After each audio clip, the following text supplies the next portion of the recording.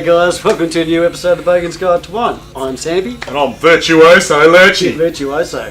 Now Lurchy, we're going to try something a little bit different today. We're going to have a Spanish grape called Vermintino. Vermintino from the Calabria brothers. Alright. So these guys are from the Riverina region. So let's pop over there and have a quick look.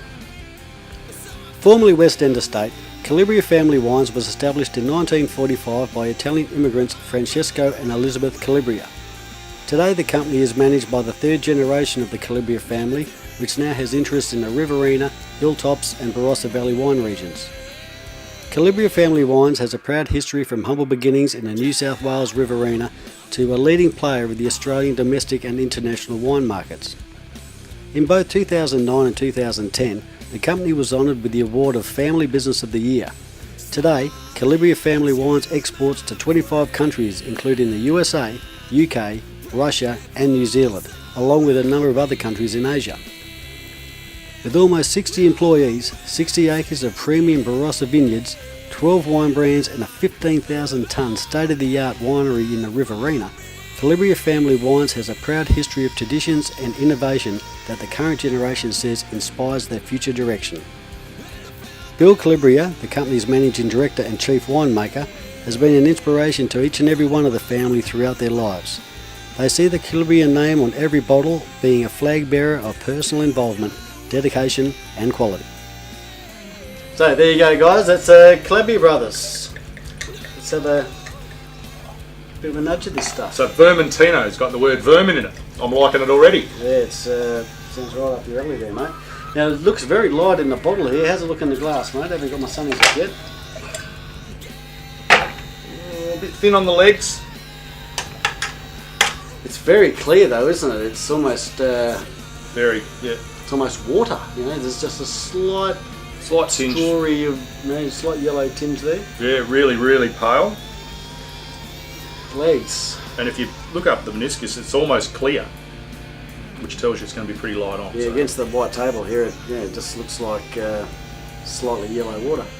Legs aren't huge, so... Sorry, I'm sniffing already. You're sniffing already?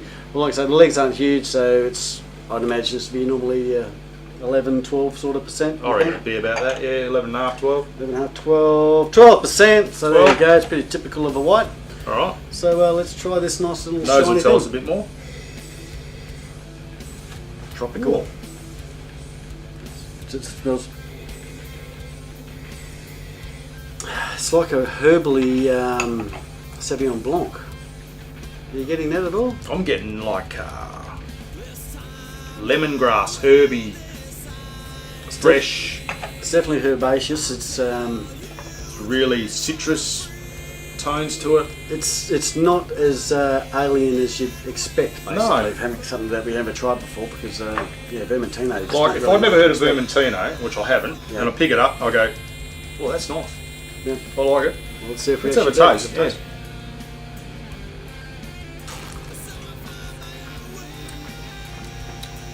Well, that just rolls down the neck quite nicely. What do you get from that? I want to say lime. There's a little lime sort of Bit of lime. I'm thinking it's flowing through there. It's almost like some sort of candy lolly yeah, thing going on there. I'm getting sort of honeydew melon.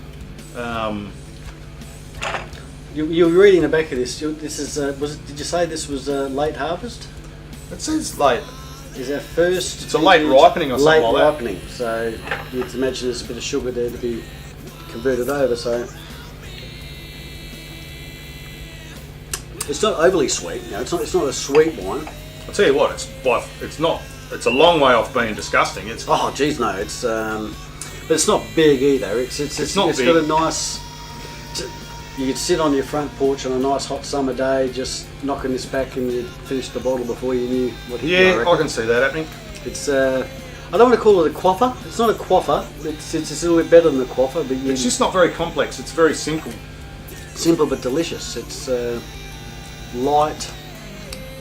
What do you think about that finish? The finish is it's got a nice round, sort of almost creamy sort of finish. Do you think, rather than the acidic? I'm getting a bit of bite at the end of it. I am. Yeah. at the immediate end, but I was just rolling that around for a while, and it sort of left a nice creamy feel to my mouth. Oh. I see what you're saying. It's definitely got the acidic bite at the end. Mm-hmm. But I think if you just let that roll for a while, and you finish off with a nice creamy finish. Anyway, it's bloody good. Something new. Yeah. So can't tell you how much this stuff costs. So I tried hunting it down on the web, but Vermintino. I'm not sure if they sold out of it or what the story is, but it's pretty bloody yummy. I'm thinking it's only. I think you get it for under $20 from what I picked up from the other Calabria wines there. So under $20, mate. Definitely grab a bottle of this. It's definitely worth your explore. Grab two, I reckon. Grab two. All right then. So what are you going to rate that just before we disappear? It's not really my style of wine. It's pleasant, but I'd probably give it about a 6.5. Once again, we're too alike for this bloody show, mate. We need to be two polar opposites. But Oh, really? We got. I'll give it a 10 then. You give it a 10. Well, I'll go the 6.5. All right. So there you go. It's nice. It's really worth a try, guys. So have a go. So till next time. This has been Bogan'S Guide to Wine. Catch you later. Get it in ya.